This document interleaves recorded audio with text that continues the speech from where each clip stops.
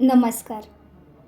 तर आज तुम्ही ऐकत आहात एक अशी प्रेमकथा जी फक्त प्रेमापुरती मर्यादित नाही, तर ती आहे स्वप्नांची, संघर्षाची, मैत्रीची आणि स्वतःला शोधण्याची. एका छोट्या गावातून आलेला साधा मुलगा आणि दिल्लीच्या श्रीमंत जगात वाढलेली एक मुलगी. दोघांची भेट होते, मग मैत्री होते. पण जेव्हा प्रेम आणि मैत्रीच्या मधली रेषा धुसर होते, तेव्हा जन्म घेतो एक विचित्र नातं, हाफ गर्लफ्रेंड. प्रसिद्ध लेखक चेतन भगत यांनी लिहिलेली ही कथा लाखो तरुणांच्या मनाला भिडली. आज आपण या कथेचा मराठीमध्ये अनुभव घेणार आहोत, एका भावनिक आणि हृदयस्पर्शी प्रवासासोबत. तर चला सुरुवात करूया हाफ गर्लफ्रेंडच्या सुंदर सफरीला. कधीकधी आयुष्यातील सर्वात मोठ्या गोष्टी अगदी छोट्या क्षणांपासून सुरू होतात.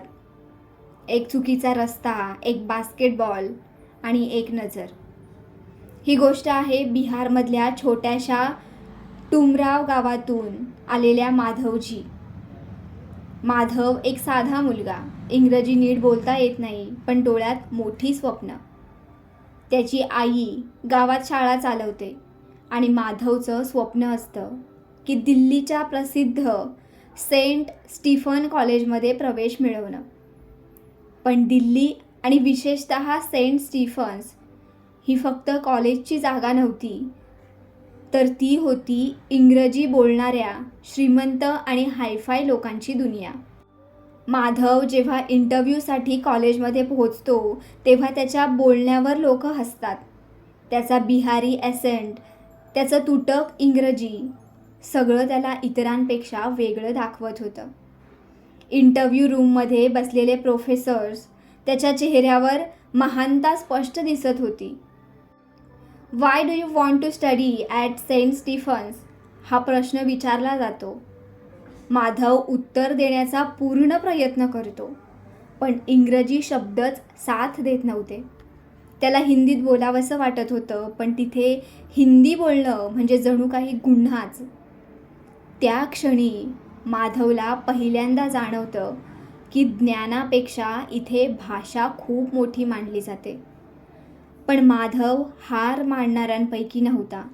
त्याच्याकडे एक गोष्ट होती जी त्या कॉलेजमध्ये फार कमी लोकांकडे होती, आणि ते म्हणजे टॅलेंट, बास्केटबॉल टॅलेंट.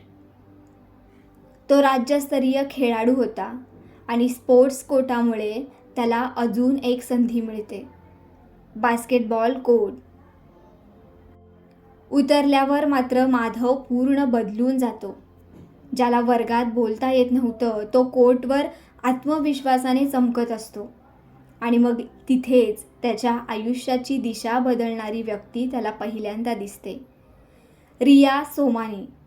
उंच, सुंदर, आत्मविश्वासाने भरलेली, महागडे शूज, स्टायलिश पर्सनॅलिटी आणि इंग्रजी इतकं सहज बोलणारी की माधवला ती दुसऱ्याच जगातली वाटते.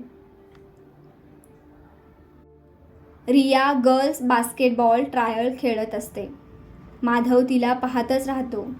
ती फक्त सुंदरच नव्हती, तर तिच्यात एक वेगळीच एनर्जी होती, खेळातली पॅशन आणि स्वतःला सिद्ध करण्याची आग.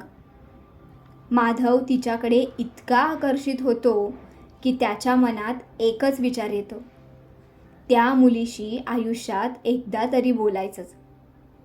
आणि मग डेस्टिनी त्याला ती संधी देते. खेळताना चेंडू येऊन माधवच्या डोक्यावर लागतो. रिया बॉल घ्यायला त्याच्याकडे येते. बॉल प्लीज, ती म्हणते. त्या काही सेकंदात माधव अक्षरशः गोठून जातो. पण अचानक तो तिला एक बास्केटबॉल टीप देतो. रिया आधी आश्चर्यचकित होते, पण नंतर तिचा खेळ सुधारतो आणि मग ती जिंकण्यासाठी झगडू लागते.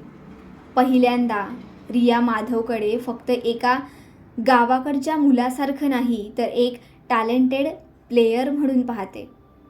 त्यानंतर माधवचा स्वतःचा बास्केटबॉल ट्रायल सुरू होतो. रिया तिथेच बसून त्याचा खेळ पाहत असते आणि माधव त्याच्या आयुष्यातला कदाचित सर्वोत्तम खेळ खेळतो. तो एका मागोमाग बास्केट्स टाकत राहतो. पूर्ण कोर्ट त्याच्यासाठी टाळ्या वाजवत असतं.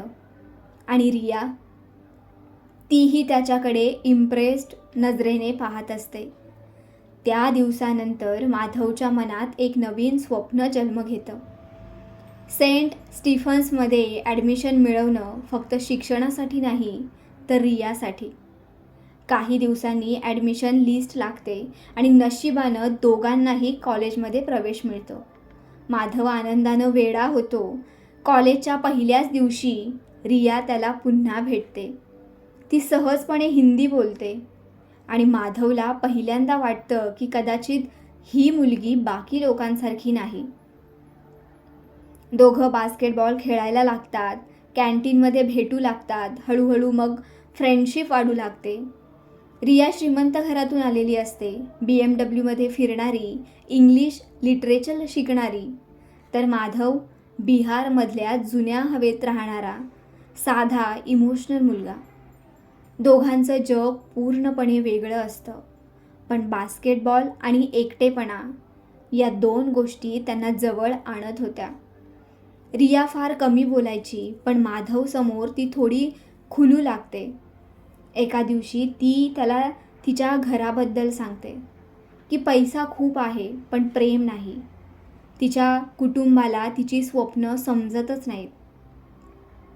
रिया गाणं गाऊ इच्छिते, म्युझिक शिकू इच्छिते आणि एक दिवस न्यूयॉर्कमध्ये छोट्या बारमध्ये गाण्याचं तिचं स्वप्न असतं. माधव तिचं सगळं शांतपणे ऐकत राहतो, कारण त्याला आता एक गोष्ट स्पष्ट झालेली असते की तो रियाच्या प्रेमात पडला होता पूर्णपणे. पण रियासाठी माधव फक्त एक बास्केटबॉल फ्रेंड होता. आणि मग इथूनच सुरू होतं एक असं नातं ज्याला नाव देणं दोघांनाही कठीण जाणार होतं. कॉलेजमध्ये दिवस पुढे सरकत होते आणि त्यांच्यासोबत माधव आणि रियाची जवळीकही वाढत होती. आता ते फक्त बास्केटबॉल पार्टनर्स राहिले नव्हते. ते रोज भेटायचे, एकत्र लंच करायचे, कॅन्टीनमध्ये बसून गप्पा मारायचे, कॉलेजच्या लॉन्सवर तासनतास वेळ घालवायचे. माधवसाठी तर प्रत्येक दिवस खास बनत होता, कारण त्या प्रत्येक दिवसात रिया होती. रिया तिच्या घरून डब्बा आणायची, महागडं स्वादिष्ट असं जेवण आणायची आणि माधव तो तिचा अर्ध्याहून अधिक डब्बा संपवायचा. रिया त्याच्यावर हसायची, त्याला चिडवायची, पण तिच्या चेहऱ्यावरचा आनंद सांगत होता की तिला माधवची कंपनी आवडत होती. कॉलेजमध्ये सगळ्यांना वाटू लागलं होतं की दोघं कपल आहेत. पण जेव्हा माधव रियाला याबद्दल विचारतो तेव्हा ती शांतपणे म्हणते की आपल्यात तसं काही नाही. ही एकच ओळ माधवच्या मनाला वारंवार दुखावत होती, कारण त्याच्यासाठी हे नातं मैत्रीपेक्षा खूप पुढे गेलं होतं. तो तिच्यावर जीवापाड प्रेम करू लागला होता. त्याला तिच्यासोबत आयुष्य घालवायचं होतं. तिचा हात कायमचा हातात घ्यायचा होता. पण रिया मात्र प्रत्येक वेळी एक इनविजिबल सीमा आखायची. ती जवळ यायची पण पूर्णपणे नाही. ती काळजी घ्यायची पण कमिटमेंट नाही. ती त्याच्यासोबत वेळ घालवायची पण रिलेशनशिप मान्य करायला तयार नव्हती. माधव या सगळ्यात हळूहळू गोंधळून जातो.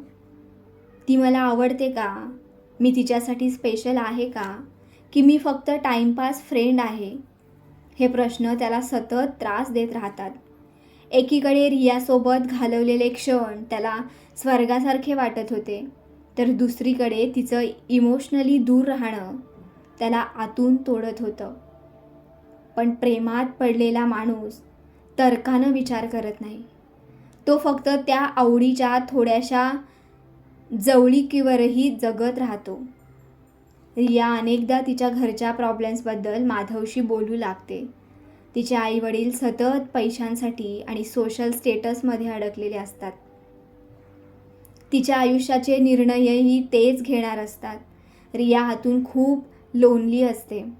महागड्या घरात राहूनही ती इमोशनली एकटी होती आणि म्हणूनच ती माधवजवळ कम्फर्टेबल फील करू लागते. कारण माधव तिचं खरं रूप पाहत होता. तिच्यासमोर तिला रिच गर्ल असल्याचं नाटक करावं लागत नव्हतं. एका दिवशी दोघं मूव्ही पाहायला जातात. माधवच्या आयुष्यातली ती पहिली ऑलमोस्ट डेट असते. थिएटरमध्ये बसलेले असताना माधव हळूच तिच्या हाताला स्पर्श करतो.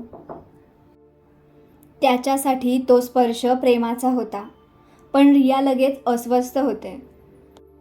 ती हात मागे घेते. त्या छोट्याशा क्षणामुळे दोघांमध्ये ऑकवर्डनेस निर्माण होतो. मूव्ही संपल्यानंतरही रिया शांत असते. माधवला अपराधी वाटू लागतं. पण त्याच वेळी त्याला हेही समजत नाही की जर रियाला तो इतका जवळचा वाटत असेल तर मग ती त्याच्यापासून दूर का पळते. त्याच्या मनातली फ्रस्ट्रेशन वाढू लागते. एक दिवस तो रियाला थेट विचारतो की मी तुझ्यासाठी नक्की कोण आहे. रिया काही क्षण शांत राहते आणि मग ती एक विचित्र उत्तर देते, तू माझा बॉयफ्रेंड नाहीस, पण फक्त फ्रेंड पण नाहीस. मग माधव गोंधळतो. म्हणजे? रिया हलकंसं हसते आणि म्हणते की हाफ गर्लफ्रेंड. ही एक नवीनच रिलेशनशिप कॅटेगरी होती. ना पूर्ण प्रेम ना फक्त मैत्री, मधलं काहीतरी. माधवला ते पूर्णपणे समजत नाही, पण तो रियाला गमावू इच्छित नसतो. म्हणून तो हे नातं स्वीकारतो, कारण त्याला वाटतं की आज ती हाफ गर्लफ्रेंड आहे, कदाचित उद्या पूर्ण गर्लफ्रेंड बनेल. पण इथूनच त्याच्या नात्यातली खरी गुंतागुंत सुरू होते. रिया त्याच्यासोबत वेळ घालवत राहते, त्याच्यासोबत हसते, त्याच्यासोबत इमोशनली अटॅच होते. पण फिजिकल किंवा रोमॅन्टिक कमिटमेंट ह्या सगळ्यांपासून ती नेहमी दूर राहते. माधव मात्र प्रत्येक दिवसागणिक तिच्यावर अधिक प्रेम करू लागतो. त्याचं प्रेम आता ऑब्सेशनमध्ये बदलत होतं. त्याला रियाला पूर्णपणे स्वतःचं बनवायचं होतं. आणि मग हाच विचार हळूहळू त्यांच्या सुंदर नात्यात भेगा निर्माण करू लागला. कारण प्रेम जर फक्त एका व्यक्तीच्या अपेक्षांवर उभं असेल तर ते नातं जास्त काळ टिकत नाही. रिया फ्रीडम शोधत होती आणि माधव पूर्ण प्रेम. दोघांनाही एकमेकांची गरज होती, पण दोघांना हवं होतं काहीतरी वेगळंच. आणि म्हणूनच त्यांच्या नात्याचा सर्वात सुंदर काळ हळूहळू सर्वात वेदनादायक वळणाकडे जाऊ लागतो. माधव आणि रियाचं नातं आता एका विचित्र टप्प्यावर येऊन पोहोचलं होतं. हाफ गर्लफ्रेंड हे नाव ऐकायला वेगळं होतं, पण त्या नात्याच्या आत खूप कन्फ्युजन्स होते. अपेक्षा आणि वेदना दडलेल्या होत्या. रिया अजूनही माधवसोबत वेळ घालवत होती.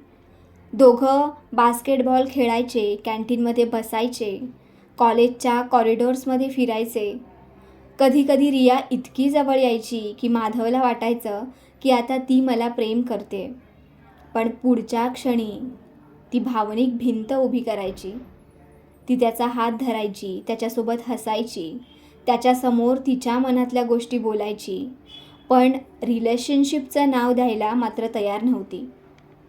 माधव आता आतून बेचैन होऊ लागला होता, कारण तो फ्रेंडशिपपेक्षा खूप पुढे निघून गेला होता. त्याला रिया पूर्णपणे हवी होती. त्याच्या मनात सतत एक प्रश्न असायचा की जर ती माझ्यावर प्रेम करत नाही तर मग माझ्यासोबत इतका वेळ का घालवते. एका बाजूला रियाचं क्लोजनेस आणि दुसऱ्या बाजूला तिचं कमिटमेंटपासून दूर राहणं. या दोन्ही गोष्टी माधवला मेंटली डिस्टर्ब करू लागल्या. तो अधिक पजेसिव्ह होऊ लागला. रिया दुसऱ्या मुलाशी बोलली तरी त्याला जलसी वाटू लागते. त्याच्या डोक्यात सतत इनसिक्युरिटी फिरत राहते. पण रिया मात्र अजूनही स्वतःच्या आयुष्यातील संघर्षामध्ये अडकलेली असते. घरच्यांचा प्रेशर, भविष्यातली भीती आणि स्वतःची स्वप्न या सगळ्यामुळे ती इमोशनली अनस्टेबल होती. तिला माधवसोबत शांत वाटायचं, पण प्रेमाची कमिटमेंट द्यायची तिच्यात ताकद नव्हती. आणि मग एके दिवशी सगळं बदलून जातं. माधवच्या मनात खूप दिवसांपासून दडलेली फिजिकल जवळीक मिळवण्याची इच्छा एका क्षणी नियंत्रणाबाहेर जाते. तो रियासोबत हॉस्टेल रूममध्ये असतो. त्याच्या मनात प्रेम, अट्रॅक्शन, फ्रस्ट्रेशन सगळं एकत्र साचलेलं असतं आणि तो रियाकडे जास्त फिजिकल क्लोजनेसची अपेक्षा ठेवतो. रिया अस्वस्थ होते, ती थांबवण्याचा प्रयत्नही करते, पण माधव त्या क्षणी इमोशनली ब्लाइंड झालेला असतो. तो रागात, फ्रस्ट्रेशनमध्ये एक अत्यंत चुकीची गोष्ट बोलून जातो. तो रियाला म्हणतो, देती है तो दे वरना कट ले. हे शब्द फक्त वल्गर्स नव्हते, तर त्यांनी रियाच्या मनाला आतून तोडलं. त्या क्षणी तिला जाणवतं की माधवही बाकी मुलांसारखाच निघाला, जो तिच्या इमोशन्सपेक्षा तिच्या शरीराला जास्त महत्त्व देतो. रिया तिथून लगेच निघून जाते आणि त्या दिवसानंतर ती पूर्णपणे बदलते. ती माधवपासून दूर जाऊ लागते. फोन उचलणं बंद करते, भेटणं बंद करते, बास्केटबॉल बंद. माधवला त्याची चूक समजते. त्याला अपराधी वाटू लागतं, कारण त्याने पहिल्यांदा त्या मुलीला दुखावलं होतं, जिच्यावर तो खरंच प्रेम करत होता. तो पुन्हा पुन्हा तिची माफी मागायचा प्रयत्न करतो, लेटर्स लिहितो, भेटायचा प्रयत्न करतो, पण रिया आता इमोशनली बंद झाली होती. माधव हळूहळू डिप्रेशनमध्ये जाऊ लागतो. कॉलेजमध्ये सगळं रिकामं वाटू लागतं. जिथे रिया असायची त्या प्रत्येक जागेने आता त्याला त्रास द्यायला सुरुवात केली. Canteen, basketball court, college lawns, सगळीकडे तिच्या आठवणी होत्या. एक दिवस अखेर रिया त्याला भेटायला तयार होते. माधवला वाटतं की आता सगळं ठीक होईल, पण रिया शांतपणे त्याला सांगते, आपलं नातं इथेच संपलं. ती त्याला सांगते की तिला स्पेस हवी आहे. ती इमोशनली एक्झॉस्टेड झाली आहे. माधव तिला समजवण्याचा खूप प्रयत्न करतो, रडतो, तिची माफी मागतो, पण काही जखमा अशा असतात की ज्या फक्त सॉरीने भरून निघत नाहीत. रिया त्याच्या आयुष्यातून निघून जाते आणि मग पहिल्यांदाच माधवला प्रेम हरवल्याची खरी वेदना जाणवते. त्याचं हृदय तुटतं. मग त्याला जाणवतं की कधीकधी आपण ज्या व्यक्तीवर सर्वात जास्त प्रेम करतो त्यालाच आपल्या चुकीमुळे कायमचं गमावून बसतो. प्रेमात फक्त भावना पुरेशा नसतात, तर रिस्पेक्ट, पेशन्स आणि समोरच्या व्यक्तीच्या बाउंड्रीज समजून घेणंही तितकंच महत्त्वाचं असतं. माधव रियावर प्रेम करत होता, पण त्या प्रेमात अधीरता मिसळली आणि अधीर प्रेम अनेकदा नातं तोडून टाकतं. रिया निघून गेल्यानंतर माधवचं आयुष्य पूर्णपणे बदलून गेलं. सेंट स्टीफन्सचं ते सुंदर कॅम्पस, जिथे प्रत्येक कोपऱ्यात रियाच्या आठवणी होत्या, आता त्याला रिकामं वाटू लागतं. बास्केटबॉल कोर्ट वर उभं राहिलं की तिचा आवाज आठवायचा. कॅन्टीनमध्ये गेलं की तिच्यासोबतचे हसरे मोमेंट्स आठवायचे आणि प्रत्येक आठवणीसोबत त्याच्या मनात गिल्ट वाढत जायचं, कारण त्याला माहिती होतं की रिया दूर जाण्यामागचं खरं कारण तो स्वतःच होता. त्याच्या एका चुकीने त्याने स्वतःचं सर्वात सुंदर नातं गमावलं होतं. कॉलेज संपतं. माधव परत बिहारला निघून जातो. दिल्लीचं ग्लॅमरस आयुष्य मागे राहतं आणि मग पुन्हा सुरू होतं जुनं वास्तव. त्याची आई चालवत असलेली गावातली शाळा, मोठी पण मोडकळीस आलेली हवेली, गरिबी आणि शिक्षणासाठी संघर्ष करणारी मुलं. माधव आता ठरवतो की तो आपल्या गावासाठी काहीतरी करणार. तो शाळेवर पूर्ण लक्ष केंद्रित करतो. त्याला जाणवतं की बिहारसारख्या राज्यात लोकांचं आयुष्य बदलायचं असेल तर शिक्षण हा एकमेव मार्ग आहे. तो शाळेत नवीन सुधारणा आणण्याचा प्रयत्न करतो. इंग्रजी शिकवण्यावर भर देतो. खेळांना प्रोत्साहन देतो. पण सगळ्यात मोठी समस्या असते ती म्हणजे पैसा. शाळा चालवण्यासाठी फंडिंगची खूप गरज असते. माधव सरकारी कार्यालयांचे फेरे मारतो, लोकांना विनंती करतो, पण कुठूनच योग्य मदत मिळत नव्हती. आणि मग अशातच एक दिवस अचानक रिया पुन्हा त्याच्या आयुष्यात येते. अनेक महिन्यानंतर माधव तिला पाहून थक्क होतो. रिया आता आधीसारखी केअरफ्री मुलगी राहिलेली नसते. तिच्या चेहऱ्यावर एक वेगळाच थकवा दिसत असतो. ती आता लग्न झालेली असते. तिने दिल्लीतील श्रीमंत बिझनेसमॅन रोहनशी लग्न केलेलं असतं. ती बातमी ऐकून माधवच्या मनात वेदना उसळतात, कारण ज्या मुलीला त्यानं कधी स्वतःच्या भविष्याचा भाग मानलं होतं, ती आता दुसऱ्याची झाली होती. पण रियाच्या डोळ्यांमध्ये आनंद दिसत नव्हता. ती हसते, पण त्या हसण्यात जीव नव्हता. माधवला हळूहळू समजतं की रिया तिच्या लग्नात आनंदी नाही. रोहन खूप श्रीमंत असतो, हाय सोसायटी लाईफस्टाईल, पार्टीज, बिझनेस, पण इमोशनल कनेक्शन्स नाहीत. रिया पुन्हा एका सोन्याच्या पिंजऱ्यात अडकलेली असते. ती माधवला सांगते की तिचं लग्न हे तिचं स्वप्न नव्हतं, तर तिच्या कुटुंबाची इच्छा होती. ती पुन्हा तिच्या आयुष्यापासून पळत होती. माधव आणि रिया पुन्हा भेटू लागतात. आधी ऑकवर्डनेस असतो, जुन्या आठवणी असतात, न बोललेलं दुःख असतं, पण हळूहळू दोघं पुन्हा इमोशनली कनेक्ट होऊ लागतात. रिया दुमरावच्या शाळेत वेळ घालवू लागते. गावातील मुलांसोबत ती हसते, त्यांना इंग्रजी शिकवते, गाणी गाते आणि अनेक दिवसांनी ती खरंच आनंदी दिसू लागते. माधवला जाणवतं की रिया अजूनही तीच आहे, फक्त आयुष्यानं तिला खूप दुखावलं आहे. एका दिवशी रिया शाळेच्या मुलांसाठी गाणं गाते. त्या क्षणी माधव पुन्हा तिच्या प्रेमात हरवून जातो. त्याला जाणवतं की तो आजही तिच्यावर तितकंच प्रेम करतो, पण यावेळी तो सावध असतो. त्याला तिच्यावर हक्क गाजवायचा नसतो, फक्त तिच्यासोबत राहायचं असतं. दरम्यान शाळेसाठी एक मोठी संधी येते. बिल गेट्स यांच्या फाउंडेशनकडून फंडिंग मिळण्याची शक्यता असते, पण त्यासाठी इंग्रजीमध्ये प्रेझेंटेशन द्यावी लागणार असते.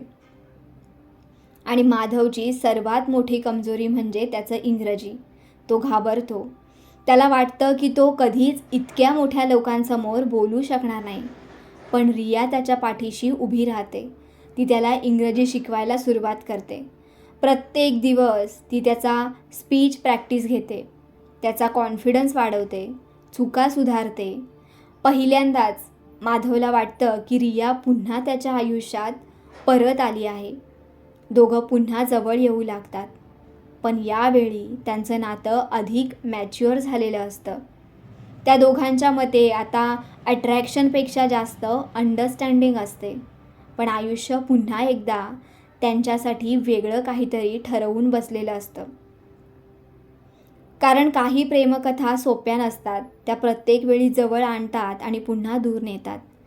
दुमरावच्या त्या छोट्याशा गावात माधव आणि रिया पुन्हा एकमेकांच्या जवळ आले होते. जुन्या जखमा अजूनही होत्याच, पण आता त्यांच्या नात्यात एक वेगळीच शांतता होती. रिया आता पूर्वीसारखी फक्त हाफ गर्लफ्रेंड राहिली नव्हती. ती माधवच्या आयुष्याचा महत्त्वाचा भाग पुन्हा बनत होती. ती त्याच्या शाळेसाठी काम करत होती, मुलांना शिकवत होती आणि सर्वात महत्त्वाचं म्हणजे ती माधवला त्याच्या आयुष्यातील सर्वात मोठ्या क्षणासाठी तयार करत होती. बिल गेट्स यांच्यासमोर स्पीच देण्याचा दिवस जवळ येत होता. माधवसाठी हा फक्त एक स्पीच नव्हता, तर त्याच्या गावाचं भविष्य होतं. जर फंडिंग मिळाली तर शाळा बदलू शकत होती, शेकडो गरीब मुलांचं आयुष्य बदलू शकत होतं. पण त्याचं इंग्रजी अजूनही त्याची भीती होती. रिया त्याला रोज प्रॅक्टिस करवायची. ती त्याचे उच्चार सुधारायची, त्याला कॉन्फिडन्स द्यायची. कधी टीचरसारखी, कधी मैत्रिणीसारखी आणि अनेकदा त्या जुन्या प्रेमासारखी. माधवच्या मनात पुन्हा आशा निर्माण होऊ लागते. त्याला वाटू लागतं की कदाचित यावेळी सगळं ठीक होईल. कदाचित आयुष्य त्यांना पुन्हा एक संधी देत आहे. आणि मग तो दिवस येतो. माधव स्टेजवर उभा राहतो. समोर मोठमोठे लोक, फॉरेन गेस्ट आणि स्वतः बिल गेट्स. त्याचे हात थरथरत असतात. पण त्याला रियाने शिकवलेले प्रत्येक शब्द आठवत असतात. तो बोलायला सुरुवात करतो. सुरुवातीला थोडा अडखळतो, पण मग हळूहळू आत्मविश्वास वाढतो. तो आपल्या गावाबद्दल बोलतो, शिक्षणाच्या समस्यांबद्दल बोलतो, गरीब मुलांच्या स्वप्नांबद्दल बोलतो आणि सर्वात महत्त्वाचं म्हणजे तो मनापासून बोलतो. त्या स्पीचमध्ये परफेक्ट इंग्लिश नव्हतं, पण प्रामाणिकपणा होता आणि म्हणूनच लोक प्रभावित होतात. शाळेला फंडिंग मिळण्याची आशा निर्माण होते. माधव खूप आनंदी होतो. त्याला वाटतं की हे सगळं रियामुळे शक्य झालं. पण हा आनंद फार काळ टिकत नाही, कारण अचानक रिया पुन्हा त्याच्या आयुष्यातून निघून जाते. यावेळी मात्र ती खूप दूर जात नाही, तर एक धक्कादायक बातमी मागे ठेवते. रिया सांगते की तिला गंभीर आजार झाला आहे, लंग डिझीज. ती म्हणजे की तिच्याकडे फार वेळ उरलेला नाही आणि म्हणूनच ती माधवपासून दूर जात असते. माधवचं जग पुन्हा कोसळतं. तो हादरून जातो. ज्या मुलीला तो पुन्हा मिळवू लागला होता ती पुन्हा त्याच्यापासून निघून गेलेली असते. रिया त्याला काही लेटर्स देऊन जाते. त्या लेटर्समध्ये तिच्या भावना असतात, तिचं दुःख असतं आणि माधवसाठीही प्रेम असतं. माधव पूर्णपणे तुटून जातो. तो स्वतःला कामात झोकून देतो, शाळा वाढवतो, मन कामामध्ये रमवतो आणि मग काही महिन्यानंतर त्याला रियाची आठवण आणखी असह्य होऊ लागते आणि मग त्याला काहीतरी विचित्र जाणवतं की रिया खरंच आजारी होती का? काही गोष्टी जुळत नव्हत्या. त्याच्या मनात आशेचा छोटासा किरण निर्माण होतो. कदाचित रिया अजून जिवंत असेल आणि इथून सुरू होतो माधवचा सर्वात मोठा प्रवास, रियाला शोधण्याचा. तो तिच्या डायरीज, लेटर्स आणि जुन्या क्ल्यूज यांच्या आधारावर शोध सुरू करतो. शेवटी त्याचा शोध त्याला घेऊन जातो न्यूयॉर्कमध्ये, त्या शहरात ज्याचं स्वप्न रिया नेहमी पाहायची, जिथे ती एक दिवस बार सिंगर बनू इच्छित होती. माधव न्यूयॉर्कच्या रस्त्यांवर फिरू लागतो. छोट्या बार्समध्ये जातो, लोकांना विचारतो, तिच्या आवाजाचा शोध घेतो. तो पूर्ण शहरात रियाला शोधत असतो आणि मग एका रात्री एका छोट्याशा म्युझिक बारमध्ये त्याला तो आवाज ऐकू येतो. रिया ती स्टेजवर उभी असते, हातात माईक, डोळे मिटून गाणं गात असते. जणू जगातलं सगळं दुःख त्या आवाजात उतरलं होतं. माधव काही क्षण स्तब्ध उभा राहतो, कारण त्याचं हरवलेलं प्रेम त्याच्यासमोर जिवंत उभं असतं. रिया त्याला पाहते. तिच्या डोळ्यात धक्का, भीती आणि प्रेम सगळं काही एकाच वेळी दिसतं. ती खरंच आजारी नव्हती. ती फक्त पुन्हा पळाली होती, स्वतःपासून, कुटुंबापासून आणि कदाचित प्रेमापासूनही. पण यावेळी माधव तिला जाऊ देत नाही, कारण आता तो बदललेला असतो. तो इमॅच्युअर मुलगा राहिलेला नसतो, जो प्रेमात अधीर झाला होता. आता तो फक्त एक गोष्ट जाणत असतो की खरं प्रेम म्हणजे ओनरशिप नाही, तर समोरच्या व्यक्तीला समजून घेणं. आणि शेवटी रिया त्याच्याकडे परत येते. यावेळी हाफ गर्लफ्रेंड म्हणून नाही, तर पूर्णपणे. त्याच्या प्रेमकथेचा शेवट ड्रॅमॅटिक नाही किंवा फिल्मीही नाही, पण खूप खराखुरा आहे. कारण काही लोक आयुष्यात उशिरा भेटतात, काही वेळा हरवतात, मग पुन्हा सापडतात. पण जर खरं प्रेम असेल तर ते शेवटी आपला रस्ता शोधतंच. न्यूयॉर्कमधल्या त्या छोट्याशा म्युझिक बारमध्ये वर्षानुवर्ष ज्याचा शोध घेत होता, ती रिया अखेर माधव समोर उभी राहिली. त्या क्षणी वेळ जणू थांबली होती. ना आसपासचं म्युझिक ऐकू येत होतं, ना लोकांचा आवाज. फक्त दोन डोळे एकमेकांना विचारत होते की तू खरंच परत आली आहेस का? रिया जिवंत होती, ती आजारी नव्हती. तिने माधवला खोटं सांगितलं होतं, पण ते खोटं द्वेषातून नव्हतं, तर भीतीतून जन्माला आलेलं होतं. रिया आयुष्यभर एका गोष्टीपासून पळत राहिली होती, ते म्हणजे बंधनापासून. घरच्यांचा कंट्रोल, लग्नाचं ओझं, समाजाच्या अपेक्षा आणि मग कधी कधी स्वतःच्या भावनांपासूनही. तिला वाटत होतं की जर ती अचानक नाहीशी झाली तर माधव तिला विसरेल, तो पुढे जाईल. पण ती एक गोष्ट विसरली होती की खरं प्रेम विसरता येत नाही. माधव तिच्यासमोर उभा असतो, डोळ्यात राग नाही, फक्त वेदना. तो तुला विचारतो की तू का गेलंस असं? रिया शांतपणे सगळं सांगते.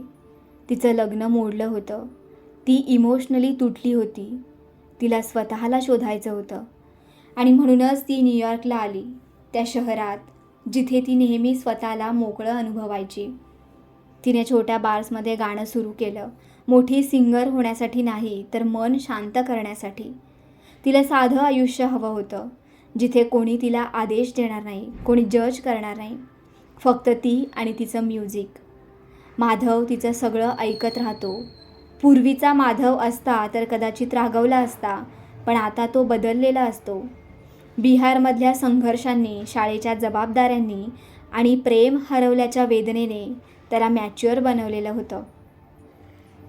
त्याला आता समजलं होतं की प्रेम म्हणजे एखाद्याला पकडून ठेवणं नाही, तर त्याला समजून घेणं.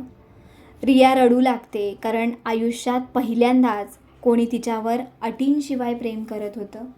ना तिच्या पैशांसाठी, ना तिच्या सुंदरतेसाठी, तर तिच्या खऱ्या अस्तित्वासाठी. त्या रात्री वर्षानुवर्षाचं अंतर विरघळू लागलं. दोन तुटलेली माणसं पुन्हा एकमेकांमध्ये स्वतःला शोधू लागतात. माधव काही दिवस न्यूयॉर्कमध्ये थांबतो. दोघं शहर फिरतात. रिया त्याला तिची आवडती ठिकाणं दाखवते, छोटे कॉफी शॉप्स, म्युझिक स्टोर्स, रात्री उजळलेले मनहट्टनचे रस्ते, आणि त्या प्रत्येक क्षणी त्यांचं नातं पुन्हा जन्म घेत असतं. यावेळी त्यांच्या नात्यात कन्फ्युजन नव्हतं, हाफ गर्लफ्रेंड यांसारखं अर्धवट काहीच नव्हतं, कारण आता दोघांनी इमोशनली प्रामाणिक झाले होते. रिया अखेर तिच्या मनातलं मान्य करते. ती माधववर नेहमीच प्रेम करत होती, फक्त तिला प्रेमाची भीती वाटायची, आणि माधव तोही कबूल करतो की त्याने भूतकाळात चुका केल्या. तो अधीर झाला होता, पजेसिव्ह झाला होता, पण आता त्याला प्रेमाचं खरं रूप समजलं होतं. शेवटी रिया भारतात परत यायचं ठरवते, कारण तिचं स्वप्न फक्त न्यूयॉर्क नव्हतं, तर अशा व्यक्तीसोबत आयुष्य जगणं होतं ज्याच्यासमोर ती स्वतःसारखी राहू शकते, आणि ती व्यक्ती होती माधव. दुमरावच्या त्या छोट्याशा गावात जिथून ती गोष्ट सुरू झाली होती, तिथेच त्यांची प्रेमकथा पूर्ण होते. बास्केटबॉल कोर्टपासून सुरू झालेलं नातं असंख्य गैरसमज, वेदना आणि अंतर पार करून शेवटी प्रेमापर्यंत पोहोचतं. हाफ गर्लफ्रेंड ही फक्त एका मुलामुलीची लव्ह स्टोरी नाही, तर ती आहे भाषेच्या भिंती ओलांडणाऱ्या प्रेमाची, अपूर्ण नात्यांच्या वेदनेची आणि स्वतःला शोधण्याच्या प्रवासाची. कधीकधी आपल्याला हवी असलेली व्यक्ती लगेच मिळत नाही. आयुष्य तिला दूर नेतं, पुन्हा जवळ आणतं. पण जर खरं नातं असेल तर शेवटी दोन माणसं पुन्हा एकमेकांपर्यंत पोहोचतातच. आणि म्हणूनच माधव आणि रियाची गोष्ट संपत नाही, तर ती फक्त पूर्ण होते.